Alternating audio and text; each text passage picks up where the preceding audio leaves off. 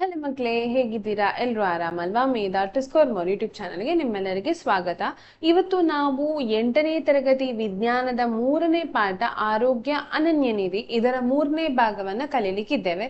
ಈಗಾಗಲೇ 2 ಭಾಗಗಳನ್ನ ನಾನು ಅಪ್ಲೋಡ್ ಮಾಡಿದ್ದೇನೆ. ಇವತ್ತು 3ನೇ ಭಾಗ ಅಂದ್ರೆ ಉಳಿದ ಭಾಗವನ್ನು ನಾವಿವತ್ತು ಕಂಪ್ಲೀಟ್ ಮಾಡಿ ಕಲೀಲಿಕ್ಕಿದ್ದೇವೆ. ಸೊ ಹಾಗಾದ್ರೆ ತಡ ಮಾಡದೆ ಶುರು ಮಾಡೋಣ ಬನ್ನಿ. ಸೊ ಇವತ್ತಿನ ನಾವು ಒಂದು ಭಾಗದಲ್ಲಿ ಅಥವಾ ಇವತ್ತಿನ ವಿಡಿಯೋದಲ್ಲಿ ನಾವು ಏನ್ ಕಲಿತಾ ಇದ್ದೇವೆ ಅಂತ ಹೇಳಿದ್ರೆ, ಆರೋಗ್ಯ ಮತ್ತು ನಮ್ಮ ನೈಸರ್ಗಿಕ ರಕ್ಷಣೆ ಮತ್ತು ಆರೈಕೆ ಹೇಗಿರ್ಬೇಕು ಅನ್ನೋದ್ರ ಬಗ್ಗೆ ಕಲೀಲಿಕ್ಕಿದ್ದೇವೆ. ಸೊ ನಾವು ಈಗಾಗಲೇ ಮನುಷ್ಯರಿಂದ ಹರಡುವ ರೋಗಗಳನ್ನ ಕಲ್ತಿದ್ದೇವೆ ಅಥವಾ ಸ್ಪರ್ಶದ ಮೂಲಕ ಹರಡುವ ರೋಗಗಳನ್ನ ಕಲ್ತಿದ್ದೇವೆ. ಸಾಂಕ್ರಾಮಿಕ ಮತ್ತು ಸಾಂಕ್ರಾಮಿಕವಲ್ಲದ ರೋಗಗಳನ್ನ ಕಲ್ತಿದ್ದೇವೆ. ಸಾಂಕ್ರಾಮಿಕ ರೋಗಗಳನ್ನ ಕಲಿತಾ ನಾವೀಗ ಒಂದು ಅಂದ್ರೆ ಕೀಟದಿಂದ ಹರಡುವ ರೋಗಗಳ ಬಗ್ಗೆ ಕಲಿತಿಲ್ಲ, ಅದನ್ನ ಸ್ವಲ್ಪ ನಾವು ಮುಂದುವರಿಸೋಣ. ಸೊ ಕೀಟಗಳಿಂದ ಹರಡುವ ರೋಗಗಳು ಮತ್ತು ಅದನ್ನ ತಡೆಗಟ್ಟುವಿಕೆ ಹೇಗೆ ಅಂತ. ಮಲೇರಿಯಾ ನಿಮ್ಗೆಲ್ಲ ಗೊತ್ತಿದೆ. ಕೀಟಗಳಿಂದ ಹರಡುವಂತಹ 2 ರೋಗಗಳನ್ನು ನಮ್ಮ ಟೆಕ್ಸ್ಟ್ ಬುಕ್ ನಲ್ಲಿ ಕೊಟ್ಟಿದ್ದಾರೆ. ಒಂದು ಮಲೇರಿಯಾ, ಮತ್ತೊಂದು ಡೆಂಗ್ಯೂ ಜ್ವರ ಅಂತ, ಮೂಳೆ ಮುರಿ ಜ್ವರ ಅಂತ ಕೂಡ ಹೇಳ್ಬಹುದು ಅದಕ್ಕೆ. ಮಲೇರಿಯಾವನ್ನ ಹರಡುವಂತಹದ್ದು ಸೊಳ್ಳೆ, ಅನಾಫಿಲಿಸ್ ಹೆಣ್ಣು ಸೊಳ್ಳೆ. ಬಟ್ ಅದು ಬರುವಂತಹದ್ದು ಪ್ರೊಟೋಜೋವಾ ಎಂಬ ಏನು ಎಂತ ಹೇಳ್ತಾರೆ, ಪ್ರೊಟೋಜೋವಾದಿಂದ. ಆಯ್ತಾ? ಪ್ಲಾಸ್ಮೋಡಿಯಂ ಎಂಬ ಪ್ರೊಟೋಜೋವಾ, ಪ್ಲಾಸ್ಮೋಡಿಯಂ.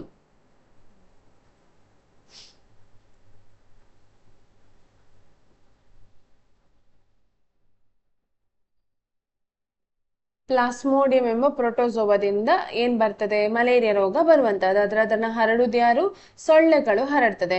ಯಾವ ಅಂಗಗಳ ಮೂಲಕ ಹರಡುವಂತಹದ್ದು? ಚರ್ಮ ಮತ್ತು ರಕ್ತದ ಮೂಲಕ ಹರಡುವಂತದ್ದು. ಅದರ ರೋಗದ ಲಕ್ಷಣಗಳೇನು ಅಂತ ಕೇಳಿದ್ರೆ, ತೀವ್ರವಾದ ಜ್ವರ ಬರ್ತದೆ, ಬೆವರುವಂತಹದ್ದು, ಮತ್ತೆ ಪುನರಾವರ್ತಿತ ಚಳಿ, ಬಿಟ್ಟು ಬಿಟ್ಟು ಚಳಿ ಬರುವಂತಹದ್ದು. ಸೊ ಇದು ಮಲೇರಿಯಾ ರೋಗದ ಲಕ್ಷಣ ಅಂತ ಹೇಳ್ಬಹುದು. ಹಾಗೆ ಡೆಂಗು ಜ್ವರವನ್ನ ನೋಡೋದಾದ್ರೆ ಇದು ಹೇಗೆ ಬರ್ತದೆ? ಏಡೆಸ್ ಎಂಬ ಸೊಳ್ಳೆಯಿಂದ ಬರ್ತದೆ. ಆಯ್ತಾ? ಆದ್ರೆ ಇದನ್ನ ರೋಗ ಹರಡುವಂತಹದ್ದು ಏಡೆಸ್ ಎಂಬ ಸೊಳ್ಳೆ, ಬಟ್ ಇದು ಬರುವಂತಹದ್ದು ವೈರಸ್ ನಿಂದ. ಆಯ್ತಾ? ಇದು ಕೂಡ ಚರ್ಮ ಮತ್ತು ರಕ್ತದ ಮೂಲಕ ಹರಡುವಂತಹದ್ದು. ತೀವ್ರ ರೋಗ, ತಲೆನೋವು, ಸ್ನಾಯು ಮತ್ತು ಕೀಲು ನೋವು. ಈ ಜ್ವರ ಬರುವವರು ಒಮ್ಮೆ ಅರ್ಧ ಜೀವ ಆಗ್ತಾರೆ. ಅಂದ್ರೆ ಅವರಿಗೆ ಏನ್ ಬರ್ತಾ ಇರ್ತದೆ, ಕಂಟಿನ್ಯೂಸ್ ಆಗಲಿ ಮೂಳೆ ನೋವು ಅಂತದ್ದು, ಕೀಳು ನೋವು ಅಂತದ್ದು ಬರುವಂತದ್ದು ಆಗ್ತಾ ಇರ್ತದೆ. ಮತ್ತೆ ವಾಕರಿಕೆ ಅಂದ್ರೆ ವಾಂತಿ ಅಂತದ್ದು ಶುರು ಆಗ್ತದೆ. ಈಗ ಈ ರೋಗಗಳನ್ನ ತಡೆಯುವುದು ಹೇಗೆ, ಮುನ್ನೆಚ್ಚರಿಕೆ ಕ್ರಮಗಳನ್ನು ಹೇಗೆ ವಹಿಸಬಹುದು ಅಂತ ನೋಡೋದಾದ್ರೆ, ಸೊಳ್ಳೆ ಪರದೆಗಳನ್ನ ಉಪಯೋಗಿಸುವಂತಹದ್ದು, ಸೊಳ್ಳೆ ನಿವಾರಕಗಳನ್ನ ಕಡ್ಡಾಯವಾಗಿ ಬಳಸುವಂತಹದ್ದು, ಹಾಗೆ ಸುತ್ತಲಿನ ಗುಂಡಿಗಳಲ್ಲಿ ನೀರು ನಿಲ್ಲದಂತೆ ನೋಡಿಕೊಳ್ಳುವುದು, ಸಾಬೂನು ಮತ್ತು ನೀರಿನಿಂದ ಕೈಕಾಲುಗಳನ್ನ ಆಗಾಗ ತೊಳಿತಾ ಇರುವಂತಹದ್ದು, ಕೆಮ್ಮುವಾಗ ಅಥವಾ ಸೀನುವಾಗ ಬಾಯಿ ಮತ್ತು ಮೂಗನ್ನ ಮುಚ್ಚಿಕೊಳ್ಳಿ. ಇನ್ನೊಬ್ಬರಿಗೆ ಹರಡುವುದಿಲ್ಲ ಬಟ್ ಸ್ಟಿಲ್ ನೀವು ಹಾಗೆ ಮಾಡಬೇಕು. ಹಾಗೆ ಟವಲ್ ಮತ್ತು ವೈಯಕ್ತಿಕ ವಸ್ತುಗಳನ್ನ ಇತರರೊಂದಿಗೆ ಹಂಚಿಕೊಳ್ಳಬೇಡಿ. ಅನಾರೋಗ್ಯವಿದ್ದಾಗ ಮನೆಯಲ್ಲಿ ವಿಶ್ರಾಂತಿ ಪಡೆಯಿರಿ. ಹಾಗಾಗಿ ಇದರಿಂದ ಏನಾಗ್ತದೆ, ರೋಗ ಇನ್ನೊಬ್ಬರಿಗೆ ಹರಡುವುದು ತಪ್ಪುತ್ತದೆ. ಸೊ ಇದಿಷ್ಟು ಮುನ್ನೆಚ್ಚರಿಕಾ ಕ್ರಮಗಳ ಬಗ್ಗೆ. ಹಾಗೆ ಈಗ ಸಾಂಕ್ರಾಮಿಕವಲ್ಲದ ರೋಗಗಳು ಯಾವುವು, ಅದು ಹೇಗೆ ಹರಡ್ತದೆ ಅಥವಾ ಹೇಗೆ ಬರ್ತದೆ ಅನ್ನೋದನ್ನ ನೋಡೋಣ. ಸಾಂಕ್ರಾಮಿಕವಲ್ಲದ ರೋಗಗಳನ್ನ ನಾವು 2 ರೀತಿಯ ರೋಗಗಳಾಗಿ ವಿಂಗಡಿಸ್ತೇವೆ. ಅಂದ್ರೆ ಒಂದು ಅರ್ಧಕಾಲೀನ ರೋಗಗಳು, ಮತ್ತೊಂದು ದೀರ್ಘಕಾಲೀನ ರೋಗಗಳು. ಅರ್ಧಕಾಲೀನ ರೋಗಗಳು ಅಂತ ಹೇಳಿದ್ರೆ ಸ್ವಲ್ಪ ಸಮಯಕ್ಕಿರ್ತದೆ ಮತ್ತೆ ಅದು ಹೋಗುವಂತಹದ್ದು. ದೀರ್ಘಕಾಲೀನ ರೋಗಗಳು ಅಂತ ಹೇಳಿದ್ರೆ ದೀರ್ಘವಾಗಿ ಒಬ್ಬ ಮನುಷ್ಯನನ್ನು ಅವನು ಸಾಯುವ ತನಕ ಬೆಂಬಿಡದೆ ಪೀಡಿಸುವಂತಹ ರೋಗಗಳನ್ನ ದೀರ್ಘಕಾಲಿಕ ರೋಗಗಳು ಅಂತ ಹೇಳ್ತಾರೆ. ಇಲ್ಲಿ ಪೋಷಕಾಂಶಗಳಿಂದ ಬರುವ ರೋಗಗಳು ಕೂಡ ಇದೆ. ಆಯ್ತಾ? ಸಾಂಕ್ರಾಮಿಕವಲ್ಲದ ರೋಗದಲ್ಲಿ. ಹಾಗಾದ್ರೆ ಪೋಷಕಾಂಶಗಳಿಂದ ಬರುವಂತಹ ರೋಗಗಳು ಯಾವುವು? ಒಬ್ಬ ವ್ಯಕ್ತಿಗೆ ನಿರ್ದಿಷ್ಟವಾಗಿ ಬೇಕಾಗುವಂತಹ ಪೋಷಕಾಂಶಗಳಲ್ಲಿ, ಖನಿಜಗಳಿರ್ಲಿ, ಅವನ ದೇಹಕ್ಕೆ ಸಿಗದಿದ್ದಾಗ ಅದರ ಜ್ವರ ಅದರ ಕೊರತೆಯಿಂದ ಕೆಲವೊಂದು ರೋಗಗಳು ಬರ್ತದೆ. ಸೊ ಅದನ್ನ ನೋಡೋಣ. ಅದು ಮಾತ್ರ ಒಬ್ಬರಿಂದ ಇನ್ನೊಬ್ಬರಿಗೆ ಹರಡುವುದಿಲ್ಲ. ಯಾಕೆ ಹೇಳಿದ್ರೆ ಅವನ ದೇಹಕ್ಕೆ ಸರಿಯಾದ ಪೋಷಕಾಂಶ ಸಿಗದ ಕಾರಣ ಅವನಿಗೆ ಬಂದ ರೋಗ ಅದು. ಸೊ ಹಾಗಾಗಿ ಅದು ಹರಡುವುದಿಲ್ಲ. ಆಯ್ತಾ?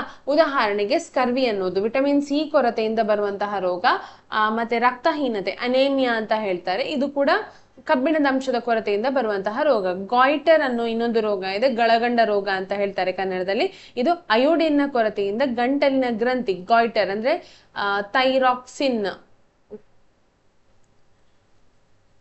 ಥೈರಾಕ್ಸಿನ್ ಗ್ರಂಥಿಯ ಊದಿಕೊಳ್ಳುವಂತಹದ್ದು, ಆ ಗ್ರಂಥಿ ಊದಿಕೊಂಡಾಗ ಬರುವಂತಹ ರೋಗ, ಅದನ್ನ ಗಾಯ್ಟರ್ ರೋಗ ಅಂತ ಕೂಡ ಹೇಳ್ತೇವೆ ನಾವು. ಇದು ಯಾವುದರಿಂದ ಬರುವಂತಹದ್ದು? ಪೋಷಕಾಂಶಗಳ ಕೊರತೆಯಿಂದ ಬರುವಂತಹ ರೋಗ. ಈ ಕಡೆ ಬರುದಾದ್ರೆ ದೀರ್ಘಕಾಲೀನ ರೋಗಗಳಿದೆ. ಯಾವುದೆಲ್ಲ? ಸಾಮಾನ್ಯವಾಗಿ ಜೀವನ ಶೈಲಿ, ಆಹಾರ ಪದ್ಧತಿ, ಪರಿಸರ ಮತ್ತು ವಂಶ ಪಾರಂಪರ್ಯ ಕಾರಣಗಳಿಂದ ಬರುವಂತಹ ರೋಗ. ಇವು 3 ತಿಂಗಳಿಗಿಂತ ಹೆಚ್ಚು ಕಾಲ ಮುಂದುವರಿತದೆ. ಕ್ಯಾನ್ಸರ್ ಅನ್ನೋದು ನಿಮ್ಗೆ ಗೊತ್ತಿದೆ, ಇದರಿಂದ ತುಂಬಾ ಬೇಸತ್ತು ಹೋಗ್ತಾನೆ ಮನುಷ್ಯ. ಇದು ಏನಾಗ್ತದೆ ಅಂತ ಹೇಳಿದ್ರೆ, ಕೋಶಗಳ ಅಸಹಜ ಬೆಳವಣಿಗೆ. ಒಂದು ಕೋಶ ಕಂಟಿನ್ಯೂಸ್ ಆಗಿ ಡಿವಿಷನ್ ಆಗ್ತಾ ಹೋದ್ರೆ, ಅಂದ್ರೆ ಅದು ಬೆಳವಣಿಗೆ ಆಗ್ತಾ ಹೋದಾಗ ಬರುವಂತಹ ರೋಗ, ಅದನ್ನ ಕ್ಯಾನ್ಸರ್ ಅಂತ ಹೇಳ್ತಾರೆ. ಈ ರೀತಿ ಅಂದ್ರೆ ಮುಂದುವರಿತಾ ಇದ್ರೆ ಜೀವಕೋಶಗಳ ವಿಭಜನೆ. ಮತ್ತೆ ಅಸ್ತಮ ಅನ್ನೋದು ಶ್ವಾಸಕೋಶ ಮತ್ತು ಉಸಿರಾಟದ ತೊಂದರೆಯಿಂದ ಬರುವಂತಹ ರೋಗ.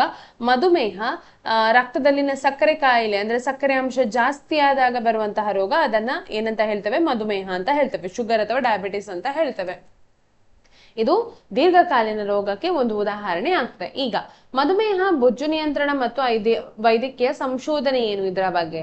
ಭಾರತದಲ್ಲಿ ಮಧುಮೇಹದ ಸವಾಲು ತುಂಬಾನೇ ಇದೆ. ಅದಕ್ಕೆ ಡಾಕ್ಟರ್ ಕಮಲ ರಣದೀವೆ ಅನ್ನೋ ಒಬ್ಬ ವ್ಯಕ್ತಿ ತುಂಬಾ ಕೊಡುಗೆಯನ್ನ ಕೊಟ್ಟಿದ್ದಾರೆ. ಏನು ಅಂತ ಹೇಳಿ ನೋಡೋಣ ಬನ್ನಿ. ಭಾರತದಲ್ಲಿ ಮಧುಮೇಹ ಸವಾಲು ನೋಡಿ, ಭಾರತ ವಿಶ್ವದಲ್ಲಿ ಅತ್ಯಂತ ಹೆಚ್ಚು ಮಧುಮೇಹ ರೋಗಿಗಳನ್ನ ಹೊಂದಿದ್ದ ದೇಶ ಆಗಿದೆ. ಆಯ್ತಾ? ಸೊ ಮುಖ್ಯ ಕಾರಣ ಅಂತ ಹೇಳಿದ್ರೆ ಒಂದು ಹಾರ್ಮೋನುಗಳ ಅಸಮತೋಲನ, ಅಂದ್ರೆ ಇನ್ಸುಲಿನ್ ಸರಿಯಾಗಿ ಬಿಡುಗಡೆಯಾಗದಿರುವಂತಹದ್ದು. ಇನ್ಸುಲಿನ್ ಅನ್ನೋದು ಹಾರ್ಮೋನು, ಅದು ನಮ್ಮ ಇದರಿಂದ ಪ್ಯಾನ್ಕ್ರಿಯಾಸ್ ಇಂದ ಬಿಡುಗಡೆ ಆಗ್ತದೆ ಇನ್ಸುಲಿನ್. ಆಯ್ತಾ? ಇದು ಏನ್ ಮಾಡ್ತದೆ ಅಂತ ಹೇಳಿದ್ರೆ, ರಕ್ತದಲ್ಲಿ ಸಕ್ಕರೆಯ ಅಂಶವನ್ನು ಕಡಿಮೆ ಮಾಡ್ತದೆ.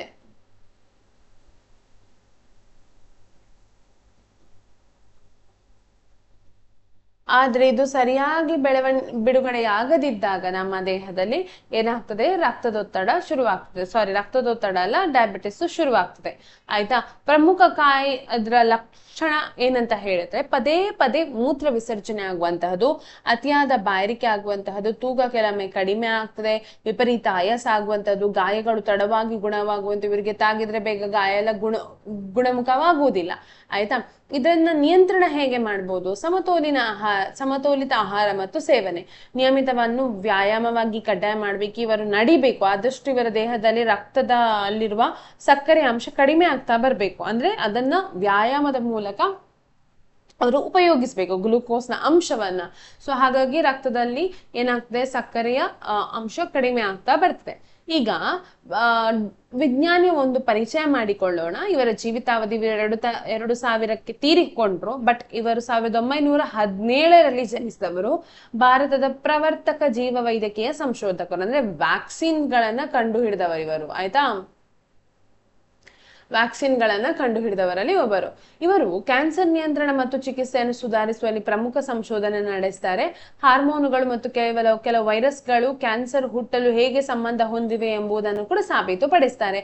ಆರೋಗ್ಯಕರ ಜೀವನ ಶೈಲಿಯ ಬಗ್ಗೆ ಪ್ರಾಮುಖ್ಯತೆಯನ್ನ ಅಥವಾ ಅದರ ಅಗತ್ಯತೆಯನ್ನ ಎತ್ತಿ ಹಿಡಿದವರಲ್ಲಿ ಇವರು ಒಬ್ಬರು. ತಂಬಾಕು ಮತ್ತು ಆಹಾರ ಮಾಲಿನ್ಯ ಕ್ಯಾನ್ಸರ್ ಬರುವ ಅಪಾಯವನ್ನ ಹೇಗೆ ಹೆಚ್ಚಿಸ್ತದೆ ಎಂಬುದನ್ನ ಕೂಡ ಸಂಶೋಧನೆಯ ಮೂಲಕ ಜಗತ್ತಿಗೆ ತೋರಿಸಿಕೊಟ್ಟವರು ಇವರು. ಸೊ ಹಾಗಾಗಿ ಇವರ ಬಗ್ಗೆ ನಾವು ಅರ್ಥ ಮಾಡಿಕೊಳ್ಳುವಂತಹದ್ದು, ತಿಳಿಯುವಂತಹದ್ದು ತುಂಬಾನೇ ಇದೆ.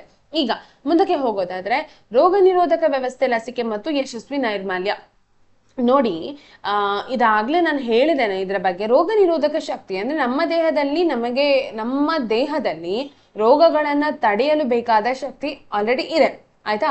ಅದನ್ನ ರೋಗ ನಿರೋಧಕ ಶಕ್ತಿ ಅಂತ ಹೇಳ್ತೇವೆ. ಕೆಲವೊಮ್ಮೆ ನಾವ್ ಏನ್ ಮಾಡ್ಬೇಕಾಗ್ತದೆ ಅಂತ ಹೇಳಿದ್ರೆ, ಅದರ ರೋಗ ನಿರೋಧಕ ಶಕ್ತಿಯನ್ನ ಹೆಚ್ಚಿಸಬೇಕಾದ್ರೆ ಕೆಲವೊಂದು ಇಂಜೆಕ್ಷನ್ಗಳನ್ನ ವ್ಯಾಕ್ಸಿನ್ ರೂಪದಲ್ಲಿ ಅಥವಾ ಲಸಿಕೆ ರೂಪದಲ್ಲಿ ತಗೊಳ್ಬೇಕಾಗ್ತದೆ.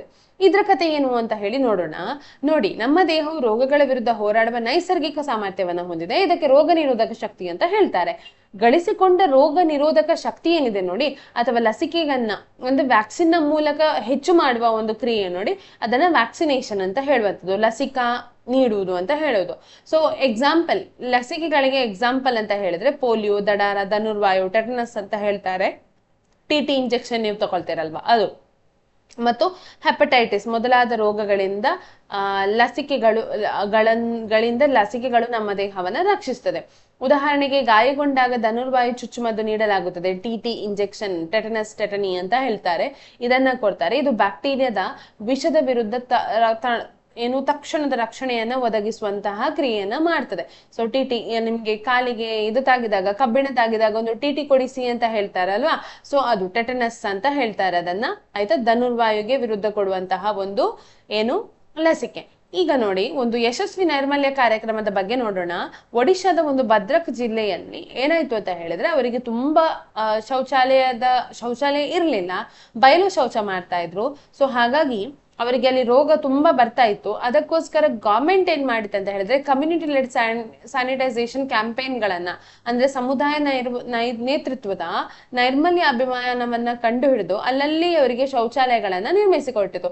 ಅನಂತರ ಈ ಒಂದು ಏನು ಸಣ್ಣ ಒಂದು ಜಿಲ್ಲೆ ಏನಾಯ್ತು ಅಂತ ಹೇಳಿದ್ರೆ, ಬಯಲು ಮಲ ವಿಸರ್ಜನೆ ಮುಕ್ತ ಜಿಲ್ಲೆ ಆಯಿತು.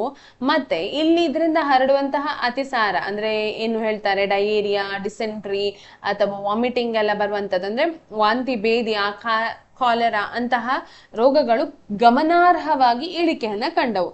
ಸೊ ಹಾಗಾಗಿ ಒಂದು ಸಣ್ಣ ಒಂದು ಆಕ್ಟ್ ಅಥವಾ ಸಣ್ಣ ಒಂದು ಏನು ನಮ್ಮ ಕೆಲಸ ಎಷ್ಟು ದೊಡ್ಡ ಒಂದು ಸಾಧನೆಯನ್ನ ಮಾಡಿ ತೋರಿಸಿತು ಅಂತ ಹೇಳಿದ್ರೆ ಅದೇ ಒಂದು ಉದಾಹರಣೆ.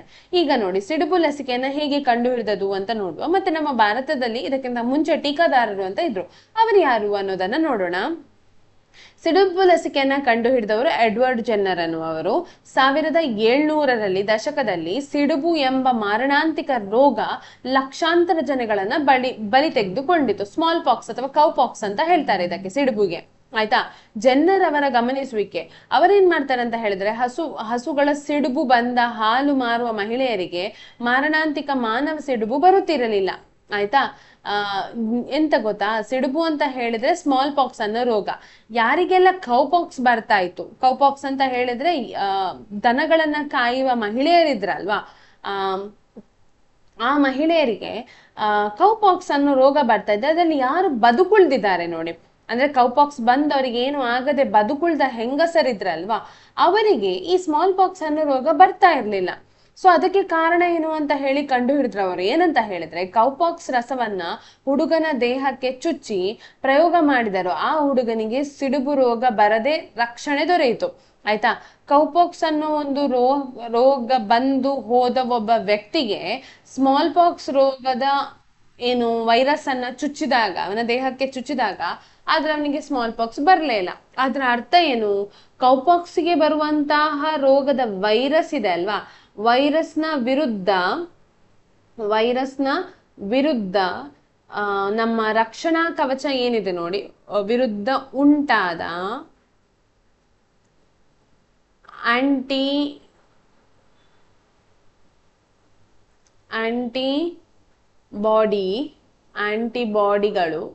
ಆಂಟಿಬಾಡಿಗಳು, ಆಯ್ತಾ. ಈ ವೈರಸ್ನ ವಿರುದ್ಧ ಉಂಟಾದ ಆಂಟಿಬಾಡಿಗಳು ಸ್ಮಾಲ್ ಪಾಕ್ಸ್ ಅಂದ್ರೆ ಸಿಡುಬು ರೋಗವನ್ನು ತಡಿತಾ ಇದ್ವು, ಆಯ್ತಾ, ತಡೆಯುತ್ತಿದ್ದವು. ಅಂದ್ರೆ ಅದಕ್ಕೆ ಕೊಟ್ಟ ಮದ್ದು ಏನಾಗ್ತಿತ್ತು ಅಂತ ಹೇಳಿದ್ರೆ ಇದನ್ನು ಕೂಡ ತಡಿತಾ ಇತ್ತು. ಸೊ ಹಾಗಾಗಿ ಅವರಿಗೆ ಒಮ್ಮೆ ಗೊತ್ತಾಯ್ತು, ಒಮ್ಮೆ ನಮ್ಮ ದೇಹಕ್ಕೆ ಒಂದು ವೈರಸ್ ಬಂದ್ರೆ ಅದರ ವಿರುದ್ಧ ಉಂಟಾದ ಆಂಟಿಬಯೋಟಿಕ್ಗಳು ಅಂದ್ರೆ ನಮ್ಮ ರೋಗದ ರಕ್ಷಣಾ ಕವಚ ಏನಿದೆ ನೋಡಿ, ಅದು ಆಲ್ರೆಡಿ ಆಕ್ಟಿವ್ ಆಗಿರ್ತದೆ. ಸೊ ಆಗ ಅಂತಹದೇ ಇನ್ನೊಂದು ರೋಗ ಬಂದ್ರೆ ಅದನ್ನ ತಡಿತದೆ ಅನ್ನೋದು. ಸೊ ಅದಕ್ಕೋಸ್ಕರ ಇವರು 1929ರಲ್ಲಿ ಜಗತ್ತಿನಿಂದ ಸಂಪೂರ್ಣವಾಗಿ ಸಿಡುಬನ್ನ ನಿವಾರಣೆ ಮಾಡುವಂತಹ ಸಿಡುಬು ರೋಗದ ಏನ್ ಮಾಡಿದ್ರು, ಒಂದು ಲಸಿಕೆಯನ್ನ ಕಂಡು ಹಿಡಿದ್ರು. ಇವರನ್ನ ಲಸಿಕಾ ಪಿತಾಮಹ ಅಂತ ಕೂಡ ಹೇಳ್ತಾರೆ. ಭಾರತದ ಪ್ರಾಚೀನ ವೇರಿಯೋಲೇಷನ್ ಪದ್ಧತಿ ಅಂದ್ರೆ ಏನು ಅಂತ ಹೇಳಿ ನೋಡುವುದಾದ್ರೆ, ಇದೊಂದು ನಮ್ಮ ಆಧುನಿಕ ಪದ್ಧತಿಗೆ ಒಂದು ಏನು ಸರಿಸಮಾನವಾದ ಪದ್ಧತಿ ಅಂತ ಹೇಳ್ತಾರೆ. ಈಗ ನಾವು ಲಸಿಕೆ ಕೊಡುವುದು ನೋಡಿ, ವೈರಸ್ನಿಂದ, ಯಾವುದೇ ಒಂದು ಕೊರೋನಾ ವೈರಸ್ನಿಂದ ಒಬ್ಬನಿಗೆ ಜ್ವರ ಬರುವುದನ್ನ ತಡೆಯಲು ಕೊರೋನಾ ವೈರಸ್ ಅನ್ನೇ ನಮ್ಮ ದೇಹಕ್ಕೆ ಏನ್ ಮಾಡ್ತಾ ಇದ್ರು, ಚುಚ್ಚುತ್ತಾ ಇದ್ರು. ಅಂದ್ರೆ ಲಸಿಕೆ ಅಂದ್ರೆ ಏನು ಅಂತ ಹೇಳಿದ್ರೆ ಅದೊಂದು ನಿಶಕ್ತಿ, ಆಯ್ತಾ, ನಿಶಕ್ತಿ ಹೊಂದಿದಂತಹ ಅಥವಾ ಸತ್ತ ಅಥವಾ ನಿಶಕ್ತಿ ಹೊಂದಿದಂತಹ ವೈರಸ್ ಅನ್ನೇ ನಮ್ಮ ದೇಹಕ್ಕೆ ಬಿಡುವಂತಹದ್ದು. ಆಗ ಇದರ ರೋಗದ ವಿರುದ್ಧ ಹೋರಾಡುವಂತಹ ಶಕ್ತಿ ನಮ್ಮ ದೇಹದಲ್ಲಿ ಉಂಟಾಗ್ತದೆ. ಸೊ ಅದು ನಿಜ ವೈರಸ್ ಅಟ್ಯಾಕ್ ಆದಾಗ ಕೂಡ ಅದನ್ನ ರೋಗದಿಂದ ತಡೆಯುವಂತಹ ಶಕ್ತಿಯನ್ನ ಆ ನಮ್ಮ ರೋಗ ನಿರೋಧಕ ಶಕ್ತಿ ಹೊಂದಿದೆ. ಸೊ ಅದಕ್ಕೆ ಹೇಳುವಂತಹದ್ದು. ಆಯ್ತಾ?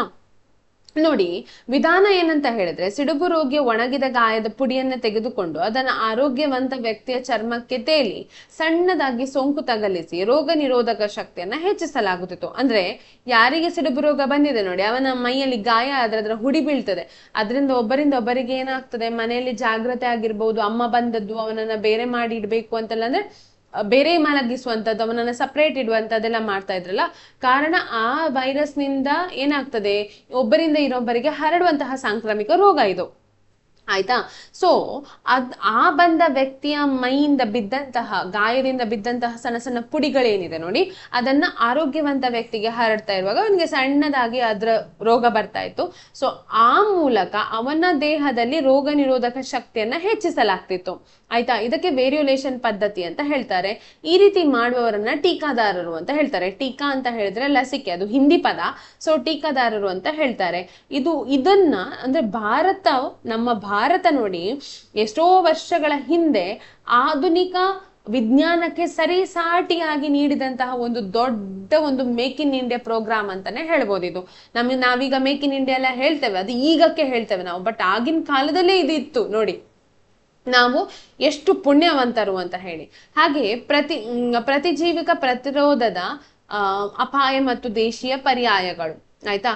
ಪ್ರತಿಜೀವಕ ಪ್ರತಿರೋಧ ಅಂದ್ರೆ ಆಂಟಿಬಯೋಟಿಕ್ ರೆಸಿಸ್ಟೆನ್ಸ್ ಅಂತ ಹೇಳ್ತಾರೆ. ಅಗತ್ಯವಿಲ್ಲದಿದ್ದಾಗ ಆಂಟಿಬಯೋಟಿಕ್ ಗಳನ್ನು ಅತಿಯಾಗಿ ಅಥವಾ ಅರ್ಧಕ್ಕೆ ತೆಗೆದುಕೊಳ್ಳುವುದರಿಂದ ಬ್ಯಾಕ್ಟೀರಿಯಾಗಳು ಅವುಗಳ ವಿರುದ್ಧ ನಿರೋಧಕ ಶಕ್ತಿಯನ್ನ ಬೆಳೆಸಿಕೊಳ್ತದೆ. ನೋಡಿ, ಈಗ ಆಂಟಿಬಯೋಟಿಕ್ ಗಳನ್ನ 5 ದಿವಸದ ಮದ್ದು ಆಂಟಿಬಯೋಟಿಕ್ ಕೊಡ್ತಾ ಇದ್ದೇನೆ ಅಂತ ಹೇಳಿ ಡಾಕ್ಟರ್ ಹೇಳಿದ್ರೆ ಅದನ್ನ 5 ದಿನ ಕೂಡ ತೆಗೆದುಕೊಳ್ಬೇಕು. ಇಲ್ಲದಿದ್ರೆ ಏನಾಗ್ತದೆ ಅಂತ ಹೇಳಿದ್ರೆ, ಆ ರೋಗಕ್ಕೆ ಕಾರಣವಾಗುವಂತಹ ಬ್ಯಾಕ್ಟೀರಿಯಾಗಳು ಆ ಮದ್ದಿನ ವಿರುದ್ಧವೇ ತನ್ನ ನಿರೋಧಕ ಶಕ್ತಿಯನ್ನ ಹೆಚ್ಚಿಸಿಕೊಳ್ತದೆ.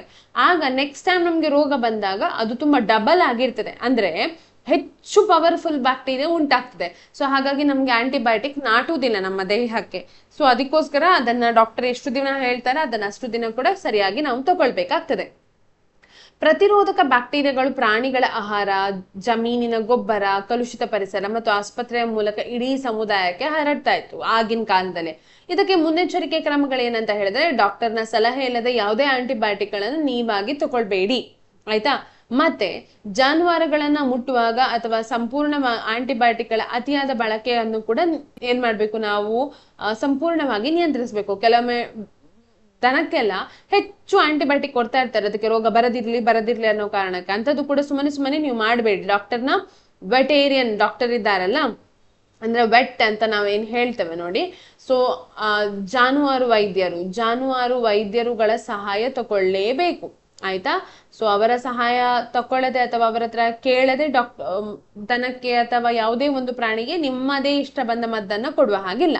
ನಮ್ಮ ಸಾಂಪ್ರದಾಯಿಕ ಚಿಕಿತ್ಸಾ ಪದ್ಧತಿಗಳು ಹೇಗಿತ್ತು ಅನ್ನೋದನ್ನು ನೋಡೋದಾದ್ರೆ, ಪರ್ಯಾಯ ಚಿಕಿತ್ಸೆಗಳು.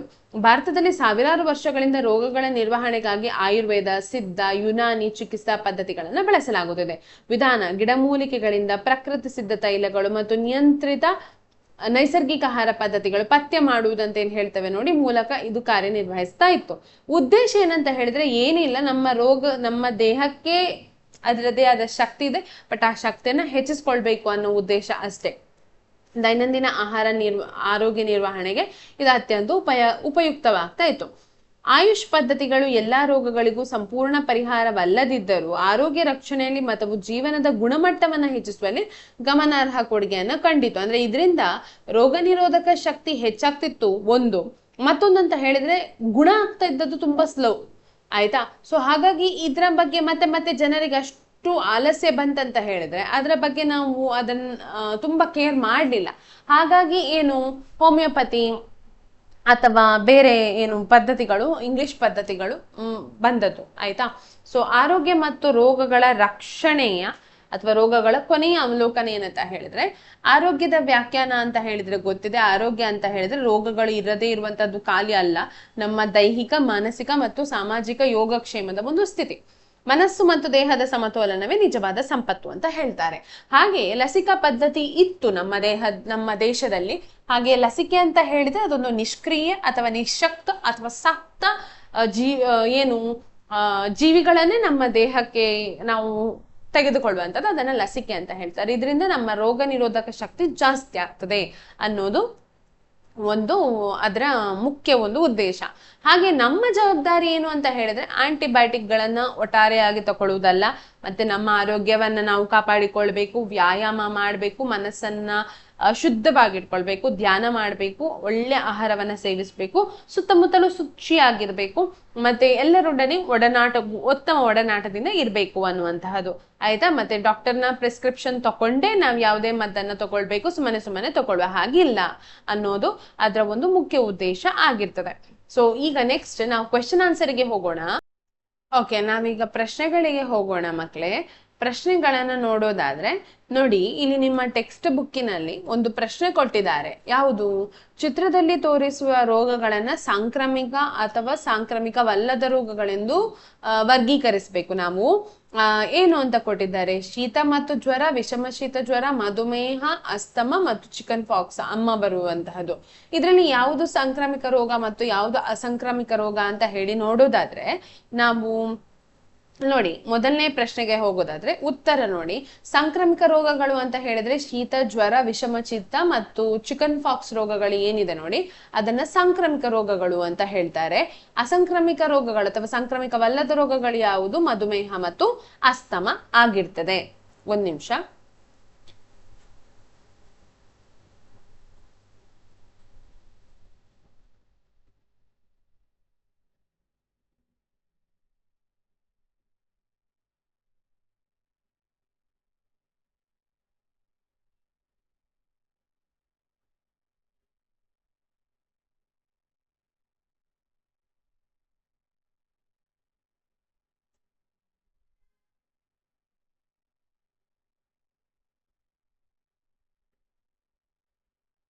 ಈಗ ನೋಡೋದಾದ್ರೆ ಎರಡನೇ ಪ್ರಶ್ನೆಗೆ ಹೋಗೋಣ ನಾವು. ಎರಡನೇ ಪ್ರಶ್ನೆ ಏನ್ ಹೇಳ್ತದೆ ಅನ್ನೋದನ್ನ ನೋಡೋಣ.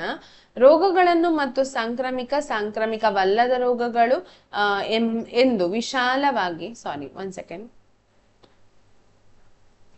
ಎಂತ ಆಗ್ತಾ ಉಂಟು ದೇವರೇ, ವಿಶಾಲವಾಗಿ ವರ್ಗೀಕರಿಸಬಹುದು. ಕೆಳಗೆ ಕೊಟ್ಟಿರುವ ಆಯ್ಕೆಗಳಿಂದ ಸಾಂಕ್ರಾಮಿಕವಲ್ಲದ ರೋಗಗಳನ್ನ ಗುರುತಿಸಿ ಅಂತ ಹೇಳಿ ಕೇಳಿಕೊಂಡಿದ್ದಾರೆ. ನಾವು ಇದರಲ್ಲಿ ಯಾವುದು ಸಾಂಕ್ರಾಮಿಕವಲ್ಲದ ರೋಗ ಅಂತ ಹೇಳಿ ಮಾಡುದು ಹೇಳಿ ನೋಡೋಣ.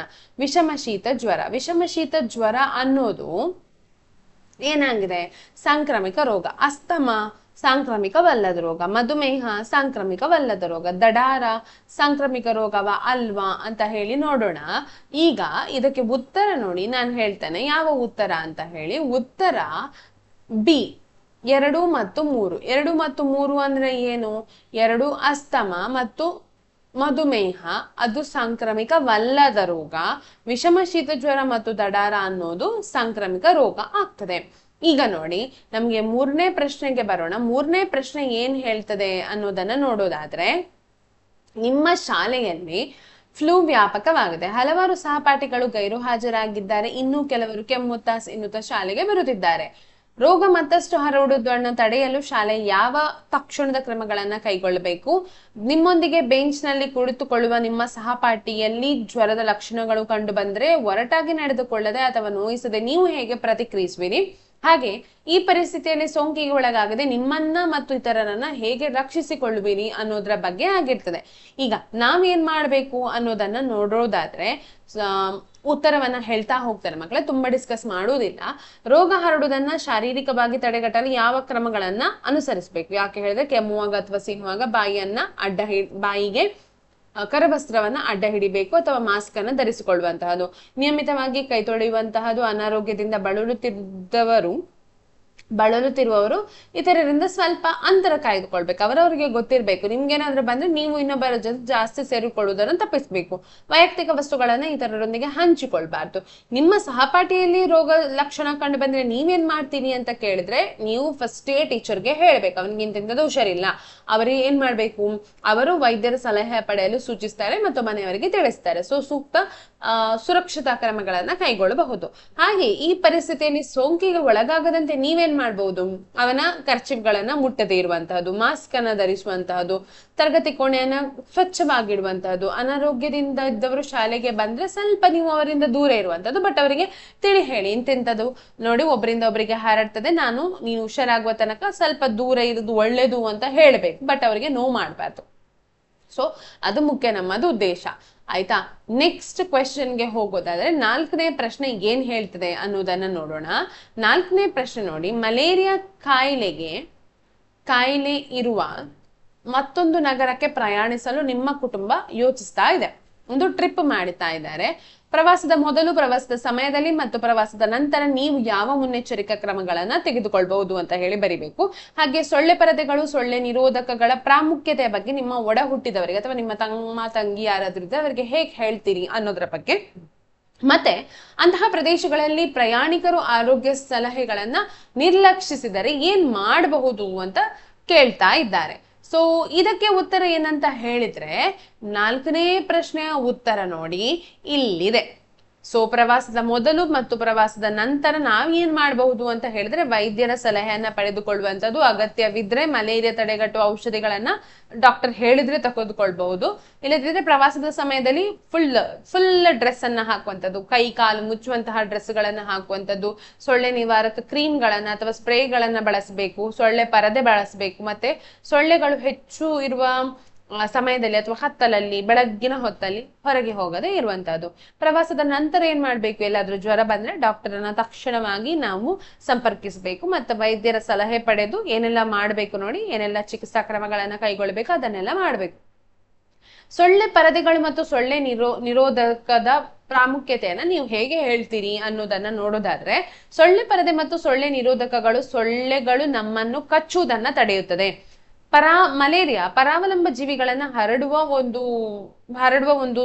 ಏನು ಜೀವಿ ಆಗಿದ್ರಿಂದ, ಸೊ ಕಚ್ಚುದ್ರಿಂದ ಏನಾಗ್ತದೆ, ಒಬ್ಬರಿಂದ ಒಬ್ಬರಿಗೆ ಹರಡ್ತದೆ. ಸೊ ಹಾಗಾಗಿ ಸೊಳ್ಳೆಯನ್ನೇ ತಡೆದ್ರೆ ಅಥವಾ ಸೊಳ್ಳೆ ನಮ್ಮನ್ನ ಕಚ್ಚುವುದನ್ನ ತಡೆದ್ರೆ ಈ ರೋಗ ಹರಡುವುದು ತಪ್ಪುತ್ತದೆ ಅಂತ ಅವ್ರಿಗೆ ಹೇಳ್ಬೋದು. ವೈದ್ಯರ ಸಲಹೆಯನ್ನ ಹೇಗೆ ಪಡಿತೀರಿ? ವೈದ್ಯರು ಏನಾದ್ರೂ ಸೊಳ್ಳೆ ಕಚ್ಚುವುದರಿಂದ ಮಲೇರಿಯಾ ಸೋಂಕಿಗೆ ಒಳಗಾಗುವ ಸಾಧ್ಯತೆ ಹೆಚ್ಚಿದೆ, ಮತ್ತೆ ಏನಾದ್ರೂ ತೀವ್ರ ಜ್ವರ ಅಥವಾ ಸಲಹೆ ಎಂತ ಹೇಳ್ತಾರೆ ರಕ್ತಹೀನತೆ ಏನಾದ್ರೂ ಕಂಡು ಬಂದ್ರೆ, ದೌರ್ಬಲ್ಯ ಕಂಡು ಬಂದ್ರೆ ಅವರನ್ನ ಡಾಕ್ಟರನ್ನ ಮೀಟ್ ಆಗ್ಲಿಕ್ಕೆ ಹೇಳಬೇಕು. ಸೊ ಇದು ಈ ರೀತಿ ಮಾಡಬಹುದು. ಈಗ 5ನೇ ಪ್ರಶ್ನೆಗೆ ಬರೋದಾದ್ರೆ 5ನೇ ಪ್ರಶ್ನೆ ಏನ್ ಹೇಳ್ತದೆ ಅನ್ನೋದನ್ನ ನೋಡಿ ಮಕ್ಕಳೇ. 5ನೇ ಪ್ರಶ್ನೆ, ಧೂಮಪಾನವು ಆರೋಗ್ಯಕ್ಕೆ ಗಂಭೀರ ಹಾನಿಯನ್ನುಂಟು ಮಾಡುತ್ತದೆ ಮತ್ತು ಸಾವಿಗೆ ಕಾರಣವಾಗಬಹುದು ಎಂದು ತಿಳಿದಿದ್ದರೂ ಸಹ ನಿಮ್ಮ ಚಿಕ್ಕಪ್ಪ ಏನ್ ಮಾಡ್ತಾ ಇದ್ದಾರೆ ಮತ್ತು ತನ್ನ ಸ್ನೇಹಿತರೊಂದಿಗೆ ಹೊಂದಿಕೊಳ್ಳಲು ಧೂಮಪಾನ ಮಾಡ್ತಾ ಇದ್ದಾರೆ, ಅವರ ಫ್ರೆಂಡ್ಸ್ ಜೊತೆ ಸೇರಿಕೊಂಡು. ನೀವೇನ್ ಮಾಡ್ಬಹುದು? ಅವರಿಗೆ ಒರಟಾಗಿ ವರ್ತಿಸಬಾರ್ದು, ಬಟ್ ನೀವು ಅವ್ರಿಗೆ ಏನ್ ಹೇಳ್ಬೋದು ಅನ್ನೋದನ್ನ ಹೇಳಿ. ಒಂದು ಸಂತೋಷ ಕೂಟದಲ್ಲಿ ನಿಮ್ಮ ಸ್ನೇಹಿತ ನಿಮ್ಗೆ ಸಿಗರೇಟ್ ಅನ್ನು ನೀಡಿದ್ರೆ ನೀವೇನ್ ಮಾಡ್ತೀರಿ ಅದನ್ನು ಕೂಡ ಹೇಳಿ. ವಿದ್ಯಾರ್ಥಿಗಳು ಅಂತಹ ಹಾನಿಕಾರಕ ಅಭ್ಯಾಸಗಳಲ್ಲಿ ತೊಡಗುವುದನ್ನ ತಡೆಗಟ್ಟಲು ಶಾಲೆಗಳು ಹೇಗೆ ಸಹಾಯ ಮಾಡಬಹುದು ಅದನ್ನ ತಿಳಿಸಿ ಅಂತ ಕೇಳಿದ್ದಾರೆ. ಈಗ ನಾವು 5ನೇ ಪ್ರಶ್ನೆಗೆ ಉತ್ತರ ನೋಡೋದಾದ್ರೆ, ಧೂಮಪಾನವು ಆರೋಗ್ಯಕ್ಕೆ ಹಾನಿಕಾರಕ ಮತ್ತು ಇದು ಶ್ವಾಸಕೋಶ ಹೃದಯದ ಸಂಬಂಧಿತ ಕಾಯಿಲೆಗಳನ್ನ ಉಂಟು ಮಾಡ್ತದೆ ಅಂತ ಹೇಳ್ಬೋದು. ಕ್ಯಾನ್ಸರ್ ಕೂಡ ಬರ್ತದೆ ಅಂತ ಕೂಡ ಹೇಳ್ಬೋದು. ಸ್ನೇಹಿತರಿಗೆ ಒತ್ತಾಯಕ್ಕಾಗಿ ನಮ್ಮ ಆರೋಗ್ಯವನ್ನ ಹಾಳು ಮಾಡಿಕೊಳ್ಬಾರ್ದು ಅಂತ ಹೇಳಿ ನಿಮ್ಮ ಚಿಕ್ಕಪ್ಪನಿಗೆ ನೀವು ಬುದ್ಧಿ ಹೇಳಬಹುದು. ಮತ್ತೆ ನಿಮ್ಮ ಸ್ನೇಹಿತ ಏನಾದ್ರೂ ನಿಮಗೆ ಸಿಗರೇಟ್ ಕೊಟ್ಟು ತೆಗಿ ಅಂತ ಹೇಳಿದ್ರೆ ನೋ ಅಂತ ಹೇಳಬೇಕು. ಸ್ಪಷ್ಟವಾಗಿ ಬೈಯುವುದಲ್ಲ, ನನಗೆ ಬೇಡ, ನನಗೆ ಇಷ್ಟ ಅಲ್ಲ, ನನಗೆ ನನ್ನ ಆರೋಗ್ಯದ ಬಗ್ಗೆ ನನಗೆ ತುಂಬಾ ಕಾಳಜಿ ಇದೆ, ನೀನು ಕೂಡ ಇದರಿಂದ ದೂರ ಇರು ಅಂತ ಹೇಳಿ ಅವರಿಂದ ದೂರ ಹೋಗುವಂತದ್ದು. ಸೊ ವಿದ್ಯಾರ್ಥಿಗಳು ಹಾನಿಕಾರಕ ಅಭ್ಯಾಸಗಳಲ್ಲಿ ತೊಡಗುವುದನ್ನು ತಡೆಗಟ್ಟಲು ಶಾಲೆಗಳು ಏನ್ ಮಾಡಬಹುದು ಅಂತ ಹೇಳಿದ್ರೆ, ಅದರ ದುಷ್ಪರಿಣಾಮಗಳ ಬಗ್ಗೆ ಜಾಗೃತಿಯನ್ನ ಮೂಡಿಸುವಂತಹ ಕಾರ್ಯಕ್ರಮಗಳನ್ನ ಮಾಡಬಹುದು. ಯಾರನ್ನಾದ್ರೂ ತಜ್ಞರನ್ನ ಕರಿಬಹುದು, ಉಪನ್ಯಾಸಗಳನ್ನ ಆಯೋಜಿಸಬಹುದು, ಅಥವಾ ಪೋಸ್ಟರ್ ಸಂಬಂಧಿತ ಪ್ರಬಂಧಗಳನ್ನ ಬರೆಯುವಂಥದ್ದು, ಅಂತಹ ಚರ್ಚಾ ಸ್ಪರ್ಧೆಗಳನ್ನು ಕೂಡ ನಡೆಸಬಹುದು. ಸೊ ಕ್ರೀಡೆಗಳಲ್ಲಿ ಹೆಚ್ಚೆಚ್ಚು ಉತ್ತೇಜನ ನೀಡುವಂಥದ್ದು. ಆದ್ರಿಂದ ಏನಾಗ್ತಾರೆ, ಮಕ್ಕಳು ಅದ್ರ ಬಗ್ಗೆ ಒಲವನ್ನ ಕಡಿಮೆ ಮಾಡಿಕೊಳ್ತಾರೆ. ಆಯ್ತಾ?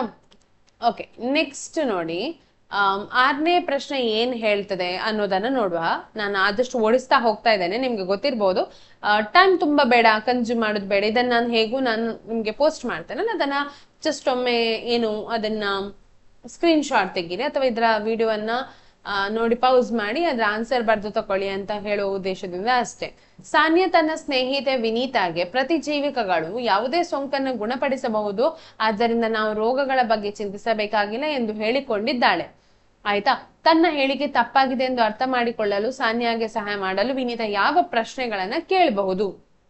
ನೋಡಿ, ಒಂದು ಹುಡುಗಿ ಅವಳು ಹೇಳ್ತಾಳೆ, ಸಾನ್ಯಾ ಅನ್ನೋಳು ಏನ್ ಹೇಳ್ತಾಳೆ ಅಂತ ಹೇಳಿದ್ರೆ, ರೋಗಗಳ ಬಗ್ಗೆ ತುಂಬಾ ತಲೆ ಕೆಡಿಸ್ಕೊಳ್ಳುವ ಅಗತ್ಯ ಇಲ್ಲ, ಏನ್ ಬಂದ್ರು ಕೂಡ ಪ್ರತಿಜೀವಿಕಗಳು ಅಂದ್ರೆ ಯಾವ್ದು ಆಂಟಿಬಯೋಟಿಕ್ಸ್ ತಗೊಂಡ್ರೆ ಸರಿ ಆಗ್ತದೆ ಅಂತ ಹೇಳ್ಬಹುದು. ನೀವು ಅವಳಿಗೆ ಏನ್ ಕೇಳ್ಬಹುದು ಅಂತ ಹೇಳಿದ್ರೆ, ನೀವು ಅವಳಿಗೆ ಹೇಳಿ ಎಲ್ಲ ರೋಗಗಳು ಬ್ಯಾಕ್ಟೀರಿಯಾಗಳಿಂದನೇ ಬರುದಾ ಅಂತ ಕೇಳಿ. ಆಗ ಅವಳು ಇಲ್ಲ, ಅಥವಾ ವೈರಸ್ಗಳಿಂದ ಕೂಡ ಬರ್ತದೆ ರೋಗ ಅಂತ ಹೇಳಿದ್ರೆ, ಹಾಗಾದ್ರೆ ಡಾಕ್ಟರ್ನ ಸಲಹೆ ಪಡೆಯದೆ ಕೇವಲ ವೈರಸ್ನಿಂದ ಬರುವ ರೋಗಕ್ಕೂ ಆಂಟಿಬಯೋಟಿಕ್ಸ್ ಅಥವಾ ಪ್ರತಿಜೀವಿಕ ಮತ್ತೆ ಏನು ಪ್ರೋಟೋಸೋವಾದಿಂದ, ಹುಳುಗಳಿಂದ ಎಲ್ಲದಕ್ಕೂ ಒಂದೇ ಮದ್ದು ನಾಡ್ತದ ಅನ್ನೋದನ್ನ ಕೇಳಿ. ಆಗ ಅವಳಿಗೆ ಕನ್ಫ್ಯೂಷನ್ ಆಗ್ತದೆ. ಆಗ ಹೇಳಿ, ನೀವು ಎಲ್ಲಾ ರೋಗಗಳು ಪ್ರತಿಜೀವಿಕಗಳಿಂದ ಗುಣ ಆಗುವುದಿಲ್ಲ, ಸೊ ಆದಷ್ಟು ನಾವು ರೋಗಗಳ ಬಗ್ಗೆ ಏನ್ ಮಾಡಬೇಕು, ಕಾಳಜಿಯನ್ನ ವಹಿಸ್ಬೇಕು, ಅಥವಾ ನಮ್ಮ ದೇಹದ ಆರೋಗ್ಯದ ಬಗ್ಗೆ ಕಾಳಜಿಯನ್ನ ವಹಿಸ್ಬೇಕು ಅಂತ ಅವರಿಗೆ ತಿಳಿ ಹೇಳಬೇಕು.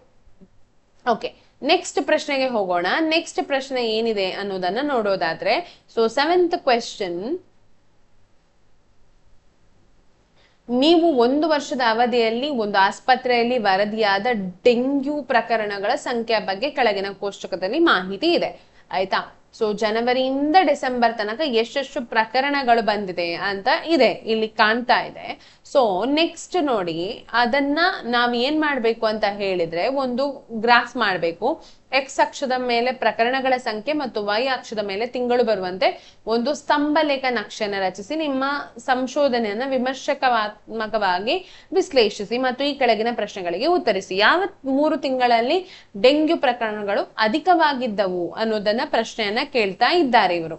ಮತ್ತೆ ಇನ್ನಷ್ಟು ಪ್ರಶ್ನೆಗಳಿದೆ. ಯಾವ ತಿಂಗಳುಗಳಲ್ಲಿ ಕಡಿಮೆ ಇದ್ದವು, ಮತ್ತೆ ಡೆಂಗ್ಯೂ ಪ್ರಕರಣಗಳು ಗರಿಷ್ಠವಾಗಿರೋ ತಿಂಗಳುಗಳಲ್ಲಿ ಯಾವ ನೈಸರ್ಗಿಕ ಅಥವಾ ಪರಿಸರ ಅಂಶಗಳು ಡೆಂಗ್ಯೂ ಪ್ರಕರಣದ ಹೆಚ್ಚಳಕ್ಕೆ ಕಾರಣ ಆಗಿರಬಹುದು, ಅಥವಾ ಡೆಂಗ್ಯೂ ಗರಿಷ್ಠವಾಗಿರುವ ತಿಂಗಳುಗಳಲ್ಲಿ ಡೆಂಗ್ಯೂ ಹರಡುವಿಕೆಯನ್ನು ಕಡಿಮೆ ಮಾಡಲು ಗರಿಷ್ಠ ಹಂತದ ಕಾಲೋಚಿತ ಅವಧಿಗಿಂತ ಪೀಕ್ ಪಾಯಿಂಟ್ ಅಥವಾ ಪೀಕ್ ಸೀಸನ್ ಅಂತ ಹೇಳ್ತೇವೆ, ಮುಂಚಿತವಾಗಿ ಸಮುದಾಯ ಅಥವಾ ಸರ್ಕಾರ ಏನೆಲ್ಲ ಮುನ್ನೆಚ್ಚರಿಕೆ ಕ್ರಮಗಳನ್ನ ತಗೊಳ್ಬಹುದು ಅಂತ ಕೇಳ್ತಾ ಇದ್ದಾರೆ. ನೋಡಿ, ಇದಕ್ಕೆ ಉತ್ತರ 7th one, 3 ತಿಂಗಳಲ್ಲಿ ಹೆಚ್ಚು ಅಂತ ಹೇಳಿದ್ರೆ ಜುಲೈ, ಆಗಸ್ಟ್, ಸೆಪ್ಟೆಂಬರ್ಗಳಲ್ಲಿ ಅತಿ ಹೆಚ್ಚು ಡೆಂಗ್ಯೂ ಪ್ರಕರಣಗಳು ಕಂಡು ಬಂದಿತ್ತು. ಮತ್ತೆ ಅತಿ ಕಡಿಮೆ ಪ್ರಕರಣ ಅಂತ ಹೇಳಿದ್ರೆ ಜನವರಿಯಲ್ಲಿ ಮಾತ್ರ ಕಂಡು ಬಂದದ್ದು 10 ಪ್ರಕರಣಗಳು. ಹಾಗೆ ಡೆಂಗ್ಯೂ ಪ್ರಕರಣಗಳು ಗರಿಷ್ಠವಾಗಿರುವ ತಿಂಗಳುಗಳಲ್ಲಿ ಯಾವ ನೈಸರ್ಗಿಕ ಅಂಶ ಅದಕ್ಕೆ ಹೆಚ್ಚಳಕ್ಕೆ ಕಾರಣ ಆಗ್ತದೆ ಅಂತ ಹೇಳಿದ್ರೆ, ಮಳೆ ಬಂದಾಗ ನೀರು ನಿಂತುಕೊಳ್ಳುವಂತಹದ್ದು, ಹಳೆಯ ಟೈರ್ ಚಿಪ್ಪುಗಳಲ್ಲಿ ನೀರು ಸಂಗ್ರಹವಾಗುವಂಥದ್ದು, ಮತ್ತೆ ತೇವಾಂಶ ಕಡಿಮೆ ಇರ್ತದೆ, ಆರ್ದ್ರತೆ ಹೆಚ್ಚಿರ್ತದೆ. ಸೊ ಅದು ಮೊಟ್ಟೆ ಮರಿಯಾಗುವಂತಹ ಸೂಕ್ತ ಸಮಯ ಅಂತ ಹೇಳ್ಬಹುದು. ಹಾಗೆ ಸರ್ಕಾರ ಏನೆಲ್ಲ ಕ್ರಮಗಳನ್ನ ಕೈಗೊಳ್ಳಬಹುದು ಅಂತ ಹೇಳಿದ್ರೆ, ನಿಂತ ನೀರನ್ನ ತೆರವುಗೊಳಿಸುವಂಥದ್ದು, ಜನರಿಗೆ ಆದಷ್ಟು ಮನದಟ್ಟು ಮಾಡುವಂತಹದ್ದು, ಏನು ಪೋಸ್ಟರ್ ಗಳನ್ನ ಅಲ್ಲಲ್ಲಿ ಹಾಕುವಂಥದ್ದು, ಅಡ್ವರ್ಟೈಸ್ಮೆಂಟ್ ಗಳನ್ನು ಕೊಡುವಂಥದ್ದು ಅಲ್ವಾ. ಅಗತ್ಯವಾಗಿ ಸೊಳ್ಳೆ ನಿಯಂತ್ರಣವಾಗಿ ಫಾಗಿಂಗ್ ಮಾಡ್ತಾರೆ, ಎಲ್ಲ ನೋಡಿದ್ರೆ ಹೊಗೆ ಬಿಡ್ತಾರೆ, ಅಂತದನ್ನೆಲ್ಲ ಮಾಡ್ತಾರೆ. ಸೊ ಅಂತದನ್ನೆಲ್ಲ ಮಾಡ್ತಾ ಇರ್ಬೋದು. ನೀರಿನ ತೊಟ್ಟಿಗಳನ್ನ ಆಗಾಗ ಕ್ಲೀನ್ ಮಾಡುವಂತದ್ದು, ಮನೆ ಮನೆಗೆ ಭೇಟಿ ಕೊಡುವಂತಹ ಕಾರ್ಯಕ್ರಮಗಳನ್ನ ಮಾಡುವಂಥದ್ದು, ಅಂತದೆಲ್ಲ ಮಾಡಬಹುದು ಅಂತ ಹೇಳ್ಬಹುದು ನಾವು. ನೆಕ್ಸ್ಟ್ 8ನೇ ಪ್ರಶ್ನೆ ನೋಡಿ. 8ನೇ ಪ್ರಶ್ನೆ ಏನಿದೆ ಅನ್ನೋದನ್ನ ನೋಡೋಣ. 8ನೇ ಪ್ರಶ್ನೆ, ನೀವು ಸಾರಿ 1 ಸೆಕೆಂಡ್. ನೀವು ಶಾಲಾ ಆರೋಗ್ಯ ಅಭಿಯಾನದ ಉಸ್ತುವಾರಿ ವಹಿಸಿದ್ದೀರಿ ಎಂದು ಊಹಿಸಿಕೊಳ್ಳಿ. ಸಾಂಕ್ರಾಮಿಕ ಮತ್ತು ಸಾಂಕ್ರಾಮಿಕವಲ್ಲದ ರೋಗಗಳನ್ನ ಕಡಿಮೆ ಮಾಡಲು ನೀವು ಯಾವ ಪ್ರಮುಖ ಸಂದೇಶಗಳನ್ನ ಬಳಸ್ತೀರಿ ಅನ್ನೋದನ್ನ ಕೇಳ್ತಾ ಇದ್ದಾರೆ. ಅಂದ್ರೆ ಯಾವ ಸ್ಲೋಗನ್ಸ್ ಗಳನ್ನ ಹಾಕಬಹುದು ಅನ್ನೋದನ್ನ ನೋಡೋದಾದ್ರೆ ನೋಡಿ, 8ನೇ ಪ್ರಶ್ನೆಗೆ ಉತ್ತರ ಈ ರೀತಿ ಇದೆ. ಸಾಂಕ್ರಾಮಿಕ ರೋಗಗಳನ್ನ ಕಡಿಮೆ ಮಾಡ್ಬೇಕಾದ್ರೆ, ಅಂದ್ರೆ ಒಬ್ಬರಿಂದ ಒಬ್ಬರಿಗೆ ಹರಡುವಂತಹ ರೋಗಗಳನ್ನ ಕಡಿಮೆ ಮಾಡ್ಲಿಕ್ಕೆ ಆದಷ್ಟು ಕೈಕಾಲುಗಳನ್ನ ತೊಳಿತಾ ಇರುವಂತದ್ದು, ಸೋಪ್ ಹಾಕಿ ತೊಳೆಯುವಂಥದ್ದು, ಲಸಿಕೆಗಳ ಮಹತ್ವದ ಬಗ್ಗೆ ಅರಿವನ್ನ ಮೂಡಿಸುವಂತದ್ದು ಮಾಡ್ಬೋದು. ಮತ್ತೆ ಕೆಮ್ಮುವಾಗ, ಸೀನುವಾಗ ಕೈಯನ್ನ ಹೇಗೆ ಅಡ್ಡ ಇಟ್ಕೊಳ್ಳುವಂಥದ್ದು ಅದನ್ನ ಹೇಳಬಹುದು ನಾವು ಅಲ್ವಾ. ಸಾಂಕ್ರಾಮಿಕವಲ್ಲದ ರೋಗಗಳ ಬಗ್ಗೆ ಅರಿವು ಮೂಡಿಸಬೇಕಾದ್ರೆ ಅವರಿಗೆ ಆದಷ್ಟು ಪೌಷ್ಟಿಕಾಂಶಯುಕ್ತ ಆಹಾರವನ್ನ ಸೇವಿಸಲಿಕ್ಕೆ ಹೇಳಬಹುದು. ನಿಯಮಿತ ವ್ಯಾಯಾಮ, ಕ್ರೀಡೆಗಳಲ್ಲಿ ಭಾಗವಹಿಸುವಂತೆ ಪ್ರೋತ್ಸಾಹವನ್ನ ನೀಡುವಂತದ್ದು, ಸಾಕಷ್ಟು ನಿದ್ದೆ ಮಾಡ್ಬೇಕು, ಜೀವನ ಶೈಲಿಯನ್ನ ಬದಲಾಯಿಸಬೇಕು ಅಂತದನ್ನೆಲ್ಲ ಹೇಳುವಂತದನ್ನ ಮಾಡಬಹುದು. ಈಗ ನೋಡಿ 9ನೇ ಪ್ರಶ್ನೆಗೆ ಹೋಗೋಣ. 9ನೇ ಪ್ರಶ್ನೆ ಏನ್ ಹೇಳ್ತದೆ ಅನ್ನೋದನ್ನ ನೋಡೋದಾದ್ರೆ, 9ನೇ ಪ್ರಶ್ನೆ, ಶೀತ, ಕೆಮ್ಮು ಅಥವಾ ಜ್ವರದಂತಹ ವೈರಸ್ ಸೋಂಕಿಗೆ ನಾವು ಪ್ರತಿಜೈವಿಕಗಳನ್ನು ತೆಗೆದುಕೊಳ್ಳಬಾರದು ಎಂದು ಶಿಫಾರಸು ಮಾಡಲಾಗಿದೆ. ಈ ಶಿಫಾರಸಿಗೆ ಸಂಭವನೀಯ ಕಾರಣಗಳನ್ನ ನೀವು ನೀಡಬಹುದೇ ಅನ್ನೋದನ್ನ ಕೇಳಿದ್ದಾರೆ. ಒಂದ್ ಸೆಕೆಂಡ್, ನೀಡಬಹುದೇ ಎಂದು ಕೇಳಿದ್ದಾರೆ. ಈಗ 9ನೇ ಪ್ರಶ್ನೆಗೆ ಉತ್ತರ ನಾವು ನೋಡೋದಾದ್ರೆ, 9ನೇ ಪ್ರಶ್ನೆಗೆ ಉತ್ತರ ನೋಡಿ ಈ ರೀತಿ ಇದೆ. ಪ್ರತಿಜೈವಿಕಗಳು ಮುಖ್ಯವಾಗಿ ಬ್ಯಾಕ್ಟೀರಿಯಾಗಳನ್ನ ಕೊಲ್ಲಲು ಅಥವಾ ಏನ್ ಮಾಡಲು, ಅವುಗಳ ಬೆಳವಣಿಗೆಯನ್ನ ತಡೆಯಲು ಬಳಸ್ತೇವೆ. ಸೊ ಶೀತ ಮತ್ತು ಜ್ವರ ಬರುವಂತಹದ್ದು ವೈರಸ್ನಿಂದ. ವೈರಸ್ಗಳಿಗೆ ಪ್ರತಿಜೀವಿಕಗಳು ಪರಿಣಾಮಕಾರಿ ಆಗುವುದಿಲ್ಲ. ಸೊ ಅಗತ್ಯವಿಲ್ಲದೆ ಪ್ರತಿಜೀವಿಕಗಳನ್ನ ಬಳಸುವುದರಿಂದ ಪ್ರತಿಜೀವಿಕ ಪ್ರತಿರೋಧ ಉಂಟಾಗ್ತದೆ. ಆದ್ದರಿಂದ ವೈದ್ಯರ ಸಹಾಯ ಇಲ್ಲದೆ ಪ್ರತಿಜೀವಿಕಗಳನ್ನ ಸೇವಿಸಬಾರದು ಅಂತ ಹೇಳ್ತಾ ಇದ್ದಾರೆ. ಸೊ ನೆಕ್ಸ್ಟ್ 10ನೇ ಪ್ರಶ್ನೆಗೆ ಬರೋದಾದ್ರೆ, 10ನೇ ಪ್ರಶ್ನೆ ಏನ್ ಹೇಳ್ತದೆ ನೋಡೋಣ. ಸೋಂಕಿತ ವ್ಯಕ್ತಿಯ ಮನದಿಂದ ಕುಡಿಯುವ ನೀರು ಕಲುಷಿತಗೊಂಡರೆ ಈ ಕೆಳಗಿನವುಗಳಲ್ಲಿ ಯಾವ ರೋಗಗಳು ಕಂಡು ಬರಬಹುದು ಅಂತ ಹೇಳುದಾದ್ರೆ, ಹೆಪಟೈಟಿಸ್, ಕ್ಷಯ, ಪೋಲಿಯೋ ಜ್ವರ, ಚಿಕನ್ ಪಾಕ್ಸ್ ಮತ್ತು ಕಾಲರಾ. ಸೊ ಅವುಗಳಲ್ಲಿ ಯಾವ ರೋಗ ಸಾಂಕ್ರಾಮಿಕ ರೋಗ ನೋಡಿ ಅದು ಕಂಡು ಬರ್ತದೆ. ನೋಡಿ, ಹೆಪಟೈಟಿಸ್ ಎ, ಪೋಲಿಯೋ, ಕಾಲರಾ ಮತ್ತು ಕ್ಷಯ ಮತ್ತು ಚಿಕನ್ ಪಾಕ್ಸ್ಗಳು ಸಾಮಾನ್ಯವಾಗಿ ಕಲುಷಿತ ಮತ್ತು ಕುಡಿಯುವ ನೀರಿನ ಮೂಲಕ ಹರಡುವುದಿಲ್ಲ. ಅದು ಒಬ್ಬರಿಂದ ಒಬ್ಬರಿಗೆ ಹರಡುವಂತಹದ್ದು. ಸೊ ನೀರಿನಲ್ಲಿ ಹಾಗೆ ಇಂತಹ ರೋಗಗಳು ಏನಾಗುವುದಿಲ್ಲ, ಹರಡುವುದಿಲ್ಲ ಅಂತ ಹೇಳಬಹುದು. ಕೊನೆಯದಾಗಿ 11ನೇ ಪ್ರಶ್ನೆ ನೋಡಿ, ನಮ್ಮ ದೇಹವು ಮೊದಲ ಬಾರಿಗೆ ರೋಗಕಾರಕಗಳನ್ನು ಎದುರಿಸಿದಾಗ ರೋಗ ನಿರೋಧಕ ಪ್ರತಿಕ್ರಿಯೆಯು ಸಾಮಾನ್ಯವಾಗಿ ಕಡಿಮೆ ಇರುತ್ತದೆ. ಆದರೆ ಮತ್ತೆ ಅದೇ ರೋಗಕ್ಕೆ ರೋಗಕಾರಕಕ್ಕೆ ತೆಗೆದುಕೊಂಡಾಗ ದೇಹದ ರೋಗ ನಿರೋಧಕ ಪ್ರತಿಕ್ರಿಯೆಯು ಮೊದಲ ಬಾರಿ ಹೋಲಿಸಿದರೆ ಬಹಳ ಹೆಚ್ಚಾಗಿರುತ್ತದೆ. ಇದೇಕೆ ಹೀಗೆ ನೋಡಿ. ಇದಕ್ಕೆ ಉತ್ತರ ಕೊನೆಯ ಪ್ರಶ್ನೆಗೆ ಉತ್ತರ ಇಲ್ಲಿದೆ ನೋಡಿ.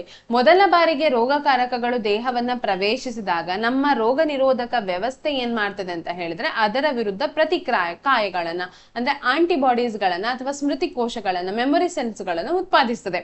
ನಂತರ ಅದೇ ರೋಗಕಾರಕ ನಮ್ಮ ದೇಹವನ್ನ ಇನ್ನೊಮ್ಮೆ ಪ್ರವೇಶಿಸಿದಾಗ ಸ್ಮೃತಿ ಕೋಶಗಳು ಅದನ್ನ ತಕ್ಷಣ ಗುರುತಿಸಿಕೊಂಡು ಅದರ ವಿರುದ್ಧ ಹೋರಾಡುವಂತಹ ರೋಗಕಾರಕಗಳನ್ನ ಏನ್ ಮಾಡ್ತದೆ, ಹೆಚ್ಚು ಪರಿಣಾಮಕಾರಿಯಾಗಿ ಅಥವಾ ವೇಗವಾಗಿ ಸೃಷ್ಟಿಸ್ತದೆ.